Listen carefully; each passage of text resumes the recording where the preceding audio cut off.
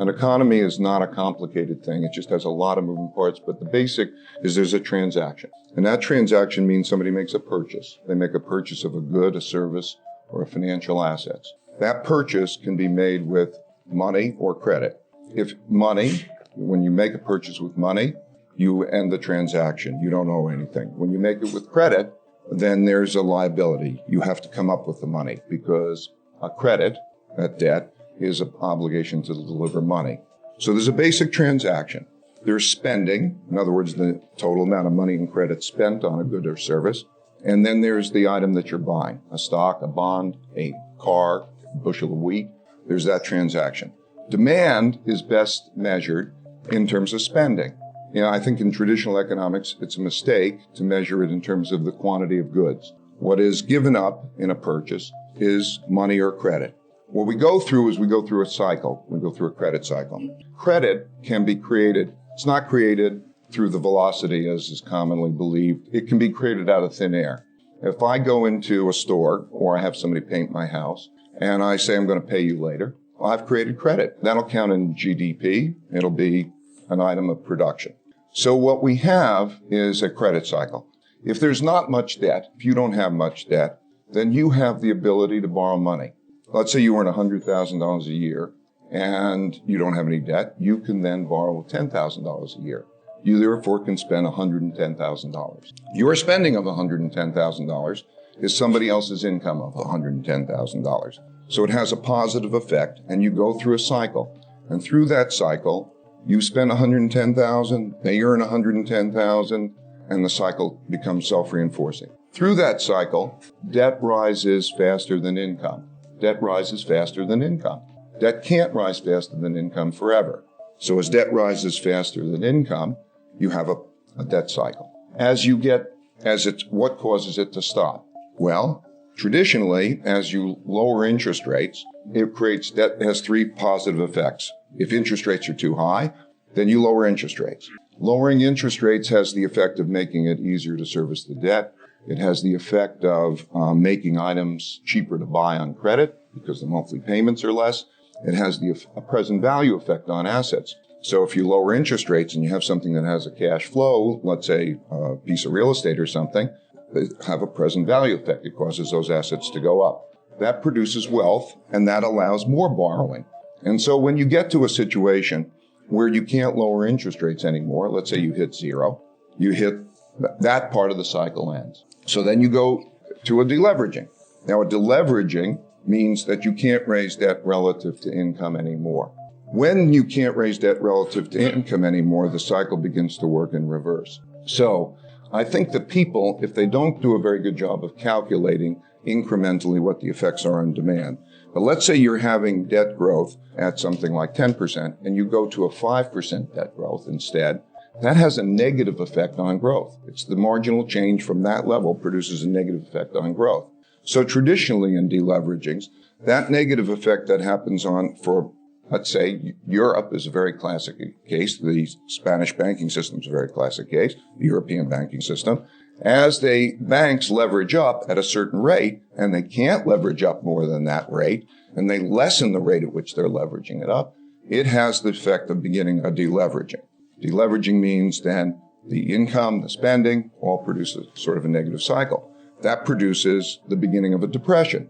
A depression is the phase of a deleveraging in which there's a combination of austerity and debt restructuring. Because it's a basic thing. If you have too much debt to service, you've got to do something about it. And when you have too much debt to service and you do something about it, there are a limited number of things that you can do. You can either transfer the debt, you can transfer resources from the rich to the poor, so you can have it transferred, from example, from Germany to Spain. That's one way of dealing with it. The other way is you have a combination of austerity and debt restructurings. A debt restructuring means that you lower the debt in one fashion or another. You lower the debt burden to something that you can afford to service because of the income that you produce. Restructurings can take one of three ways. You can either actually write down the debt. You write down the debt, let's say write it down in half, because you could service half. If you service half, but the problem is one man's debts are another man's assets. So when you write it down in half, you have a big negative wealth effect. So you have a negative wealth effect, you can't borrow money, it has that problem. So a restructuring becomes a problem. You could restructure it either in the form of writing it down, or in one way or another, you can lengthen the payments, or you can forcibly lower the interest rate. But some way or another, you've got to get the payments in line for what the cash flows are producing so that you can service that kind of a debt.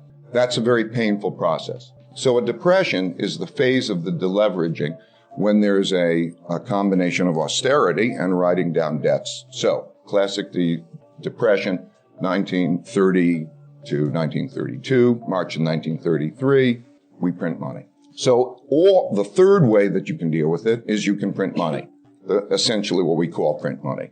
The printing of money means that essentially a central bank, debt is a commitment to deliver money. So if a central bank slips into the system a certain amount of money each year, it can make that easier. Think about the debt write-down. That something maybe is a debt, and you say, I'm going to write it down to a level that can be sustainable, and you write it down by 50%. That has a big negative wealth effect. Big deal. Bad. If it's 10-year debt, maybe that's equivalent to 5% a year for 10 years. If you slip in 5% a year instead, and to that person who then can pay that debt, they can service the debt, it's 5% a year, it's not that big a deal. And so in all deleveragings, in the end, they print money. It's part of the mix. Now, the best deleveragings are ones in which you have a balance of those things. Ultimately, you have to bring down the debt-to-income ratio. The ways that ultimately you'll have a balance of those three things. Those three things, again, you're going to have a certain amount of transfer of wealth. You're going to have a certain amount, let's call them four things, a certain amount of austerity, a certain amount of debt write-downs, and a certain amount of printing of money.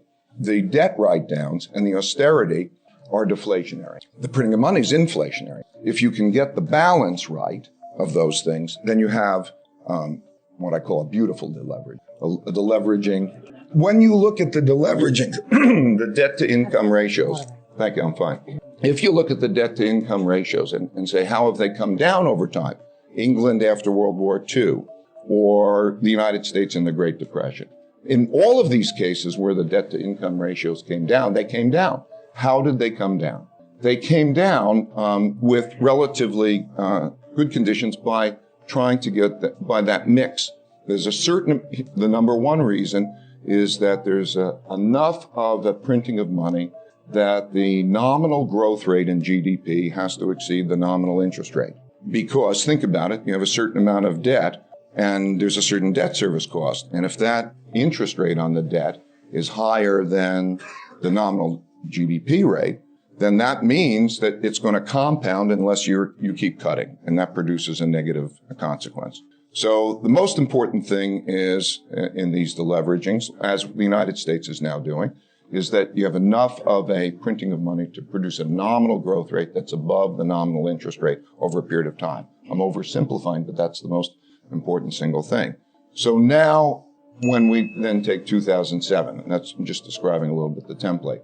These templates have happened repeatedly. They've happened in, the IMF restructurings, you can go back and study them all. They're all deleveragings, and they're all classic cases, and they're all pretty simple. So 2007, and also in the European case, what we had was rates of debt growth that were unsustainable rates of debt growth. The mistake of monetary policy, I think the most common mistake of monetary policy is that it's targeting inflation and growth. And while inflation and growth are important, what it does is it produces debt. What it has to pay attention to is debt growth relative to income growth, debt growth relative to sustainability. And so what happens is lots of times you have a lot of debt growth that goes into the purchase of financial assets. And that's a classic bubble. That's a riskier situation than inflation. So you take 2007 or such periods, and you see that there's a lot of debt growth, which is accumulating for the purchase of financial assets. And then you look at the financial assets and you say, they will not be able to service that debt. And so that produces a bubble. That's what produced the 1929 bubble. That's what produced in Japan the 1989 bubble, 1990 bubble. That's what produced the 2007 bubble. Before we continue, help us clicking that YouTube like button and subscribe now to our channel. This shows the algorithm that you valued this information. And it helps us spread that message. Sharing is caring. And now, let's continue. Do you want to know one thing about crypto? I made over 3000% in profit in a few weeks. Fact is, the traditional financial system, the traditional money system makes you poor, not rich. If you want to earn $500,000, $1 million, you have to wait until you're 50, 60, 70 in the traditional financial system, and you probably will still be broke. And you will be old. This is not a sexy combination, as you can imagine. But the question is, how can you start in crypto and make these profits? Where to invest? Where to start? My name is Gunnar and I'm from Germany, as you can hear, and things are a little bit different in Germany. More about that later on. Fact is, there are lots of different cryptocurrencies. It's a gigantic universe where beginners and professionals get easily lost. But there is light at the end of the tunnel. There are 7 key steps you need to follow to become successful in this market. You have to know them, and if you fail one of them, it's literally impossible to succeed in this market. Just an example, one of the key points is your exchange, and one of the biggest are, for example, Binance and Coinbase. These are trusted and well-established exchanges, but, and this is a big but, you won't find the super profitable coins on those exchanges. The unknown super profitable coins that get gigantic profits are not traded on those kind of exchanges. They are traded on much smaller insider platforms that are barely known. And I can tell you what those super secret exchanges are and why they are so profitable. And another super important thing are the right information sources. The point is, the internet is gigantic. There are hundreds and hundreds of YouTube channels, blogs, pages, and much more. And there are also market makers and influencers. For example, Elon Musk, he is not a crypto guy, but the moment he recommended Dogecoin, it went through the roof, to the moon, so to say. But why did he recommend it?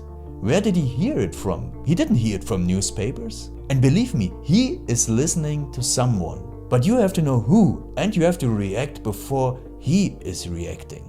This is really important. And these are only 2 of the 7 steps you have to follow in order to be successful in crypto. And if you want to know all of these steps in much more detail, and if you want to have a comprehensive checklist, here's what you should do. There is a link below this video. Click on this link and you will get the opportunity to subscribe to my channel. Click on the link and you will see a video where I explain the next steps. So see you soon. Click on the link now. I'll see you there.